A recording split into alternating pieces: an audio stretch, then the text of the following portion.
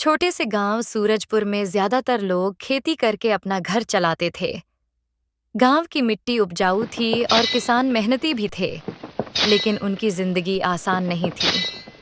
साल भर खेतों में पसीना बहाने के बाद भी उन्हें अपनी मेहनत का सही दाम नहीं मिलता था। इस गांव की सबसे बड़ी परेशानी था एक बिचौलिया, महेंद्र साहू। महेंद्र हर सीजन में किसानों की सब्जियां और अनाज बहुत कम दाम में खरीद लेता और शहर में कई गुना कीमत पर बेच देता। इसी गांव में आदित्य नाम का एक समझदार और मेहनती युवक रहता था।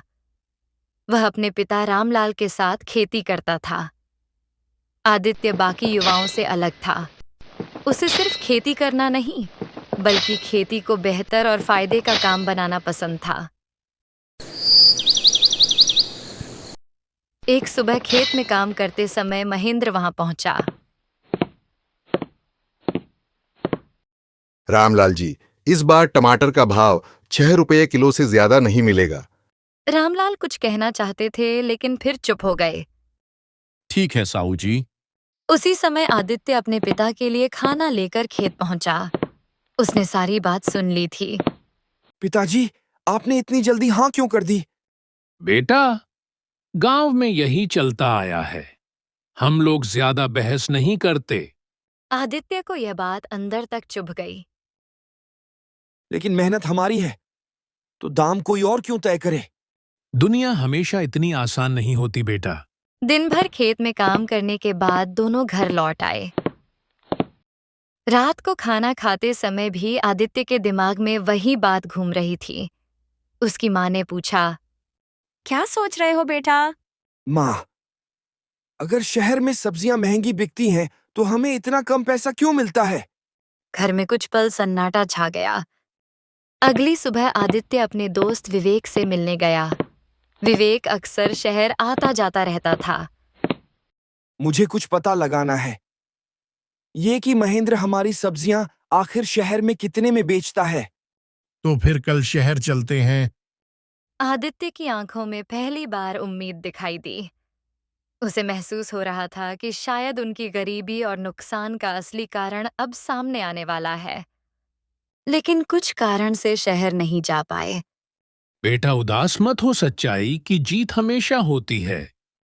फिर दोनों खेत जाने लगते हैं। बाबूजी, एक बात पूछूं? पूछ बेटा।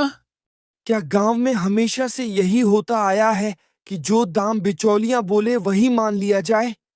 रामलाल कुछ देर चुप रहे। बेटा, हम लोगों ने जिंदगी भर यही देखा है। ज्यादा सवाल पूछो तो अगली बार वह फसल खरीदने भी नहीं आता। आदित्य यह सुनकर सोच में पड़ गया। उसी समय पास वाले खेत से किसान रामप्रसाद काका आए। रामलाल भाई, इस बार भी दाम बहुत कम मिल रहा है। घर के खर्चे और घर चलाने में दिक्कत हो रहा है। तुम ही बताओ, क्या करें? हाँ काका, लेकिन करें भी तो क्या? आदित्य सोच रहा था, तभी बोले, कुछ न कुछ तो रास्ता होगा काका।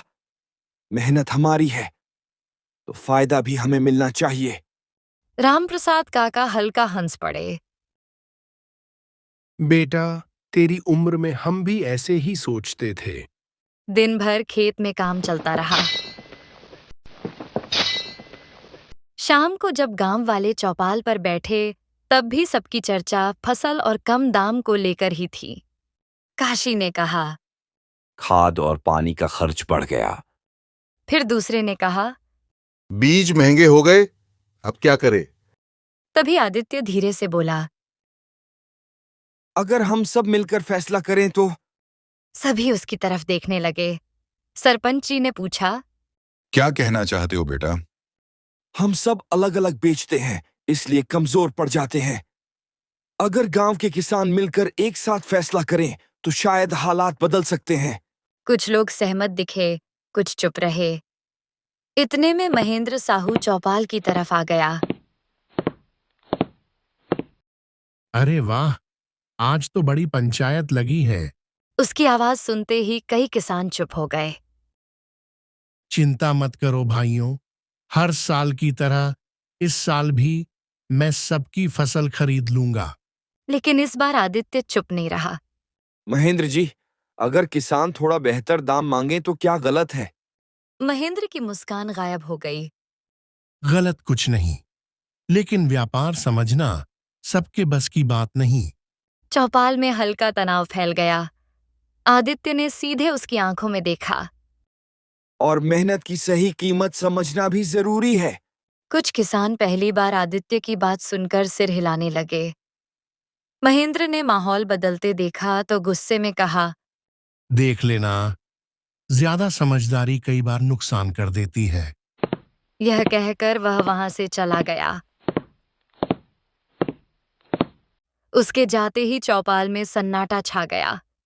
तभी रामप्रसाद काका बोले, बेटा आदित्य, अगर तेरे मन में सच में कोई रास्ता है तो हमें बता।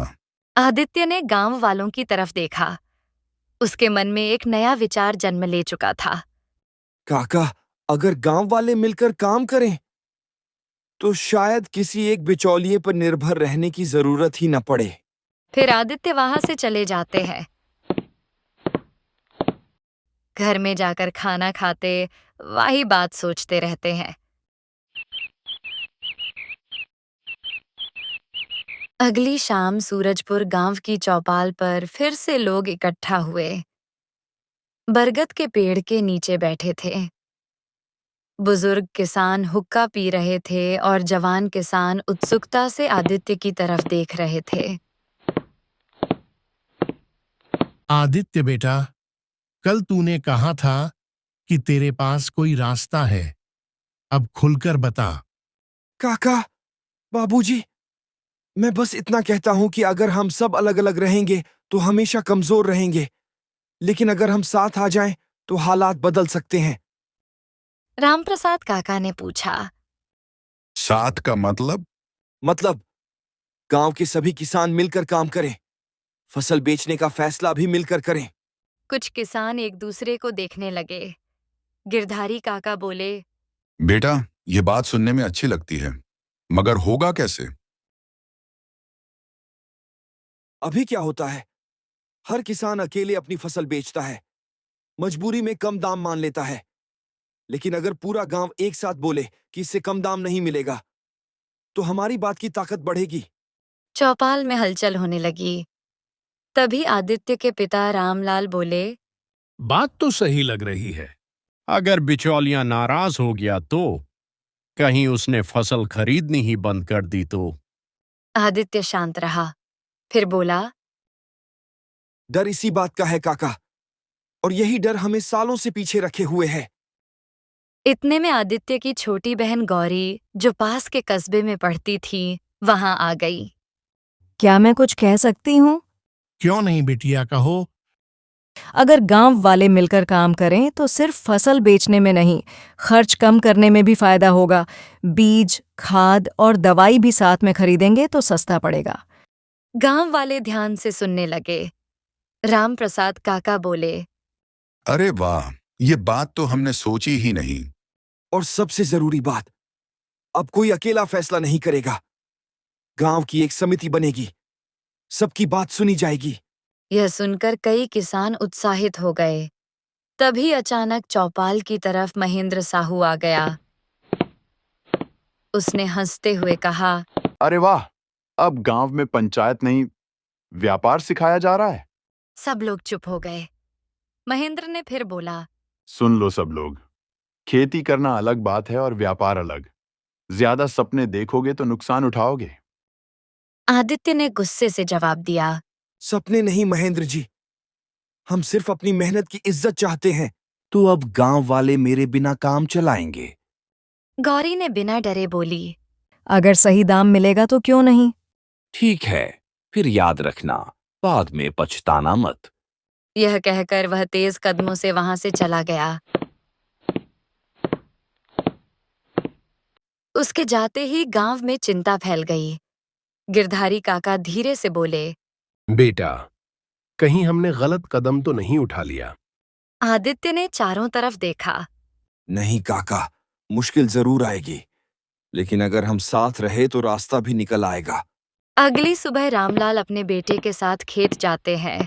खेत में जाकर अपने बेटे को बोलता है, बेटा, रास्ता सही है, लेकिन जिम्मेदारी भी बड़ी है। बाबूजी, अगर डर कर बैठ गए तो कुछ नहीं बदलेगा। फिर दोनों काम करने लगते हैं। उधर दूसरी तरफ महेंद्र साहू चुप नहीं बैठा था। वह गांव के कुछ कमजोर और परेशान किसानों से मिलने लगा। सबसे पहले वह भोलाराम काका के घर पहुंचा। काका, सुना है अब तुम लोग बड़े व्यापारी बनोगे। ऐसी बात नहीं है महेंद्र जी, बस गांव वाले सोच रहे हैं। सोच लेना अलग बात है और नुकसान उठाना अलग। अगर फसल समय पर नहीं बिकी तो क्या होगा? घर का खर्च कौन चलाएगा? भोलाराम चुप हो गए।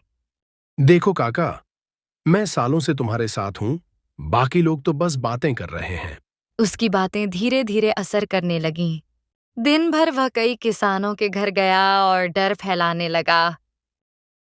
शाम होते होते गांव में अफवाहें फैल गईं। अगर महेंद्र नाराज हो गया तो फसल कौन खरीदेगा? कहीं सब नुकसान में ना चले जाएं। पुराना तरीका ही ठीक था। जब यह बात आदित्य तक पहुंची तो वह समझ गया, यह सब यूं ही नहीं हो रहा। सभी का चौपाल पर फिर बैठक बुलाई गई।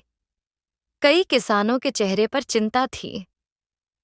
भोलाराम काका बोले, आदित्य बेटा, हमें डर लग रहा है, अगर बात बिगड़ गई तो।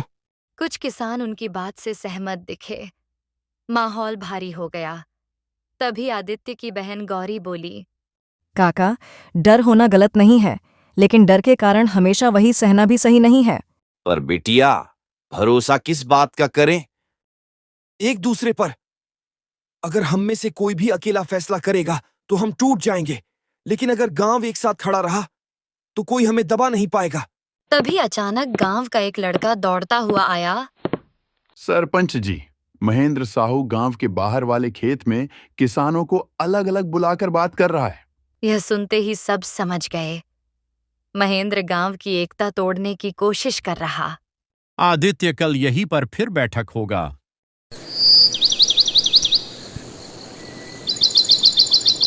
फिर उसी जगह में फैसला होती है, इस बार बिना डरे। महेंद्र साहू, हमने फैसला किया है कि अब से तुम्हारे साथ लेन देन नहीं करेंगे। महेंद्र गुस्से में वहां से चले जाते हैं और सभी लोग खुश हो जाते हैं। आज हमने सिर्फ एक फैसला नहीं लिया, बल्कि अपने गांव के भविष्य की नींव रखी है। बेटा, हमें तुझ पर गर्व है।